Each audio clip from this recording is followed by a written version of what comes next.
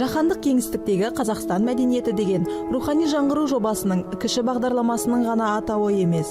Бұл әлемнің ең үздік алаңдарында өнерімізді, ұлттық мол мұрамызды таныстыру мүмкіндігіне ие болған отандық артистердің, суретшілердің, көне жәдігерлерімізді сақтаушылардың орындалған арманы.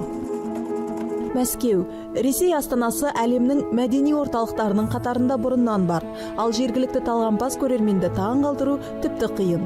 Көктемнің жайма шуақ күндері бүкіл ресейлік сәндік қолданбалы және халық өнері музейінің залдары мәскеулік көрерменді бірегей көрмеге шақырады.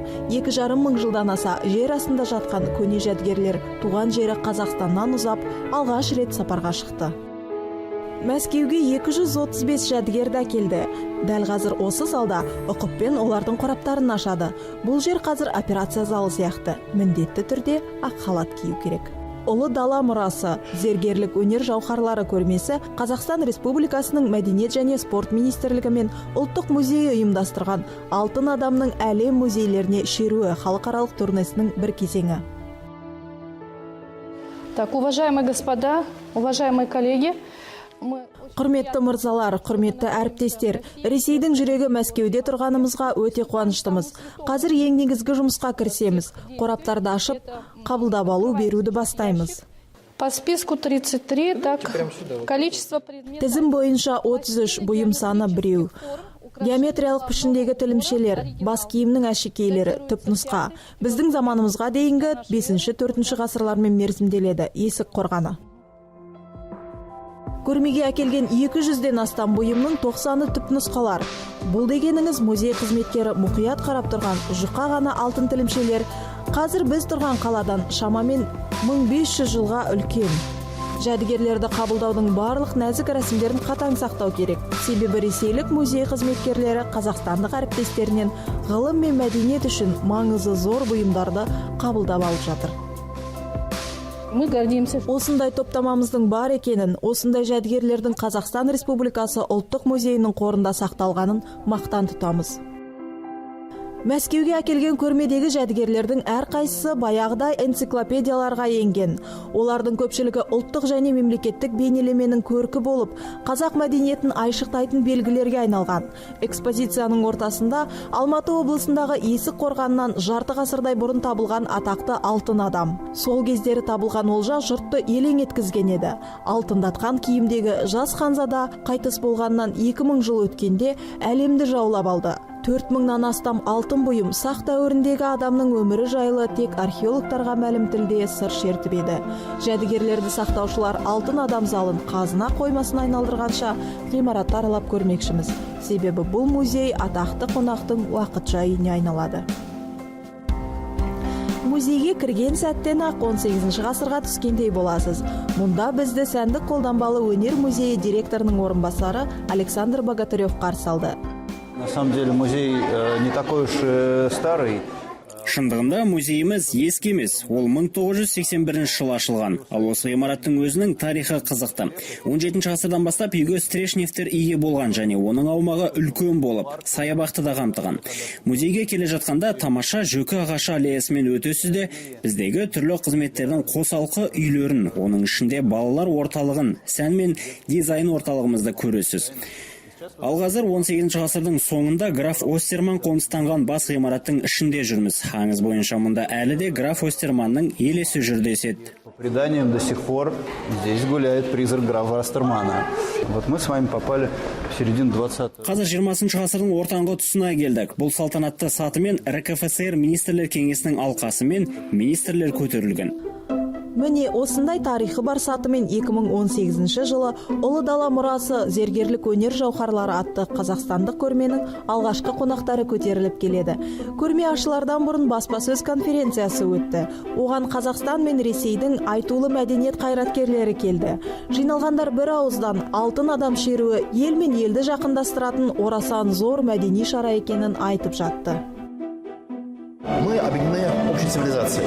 Бізді ортақ өркениет, ортақ саяси және экономикалық мүдделер біріктіреді. Бірақ ең бастысы біз бір-бірінің мәдениетін білетін, бағалайтын және жақсы көретін ағайын елміз. Бұл көрме әрине арамыздағы достық байланысты нығайтуға, жан жүрегімізді жақындата түсуге көмектеседі.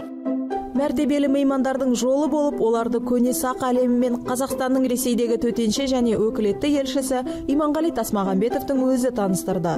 Туған елінің тарихын жетік білетін елшінің жәдігерлер туралы әңгімесі зор қызығушылық туғызды. Мы действительно увидели сегодня шедевр. Бүгін шынымен де қайталанбас өнер жауһарларын көрдік. Асқан шеберлікпен жасалған жауһарлармен қатар, қазақтар мен қазақ халқының тарихын ашатын дүниелерді көрдік.